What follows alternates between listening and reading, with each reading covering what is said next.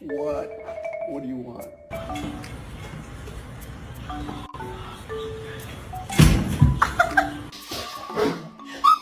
You bitter butt.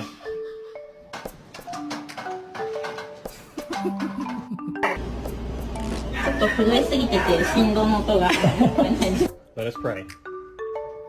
Dear Heavenly Father, thank you for this amazing meal Mom prepared for us. In Jesus' name we pray. Amen. Okay. This is not Starbucks. This is McDonald's. And then she tried to do it again, and I was like, are you done? Because that just doesn't make sense. Like, it just wasn't getting through to her.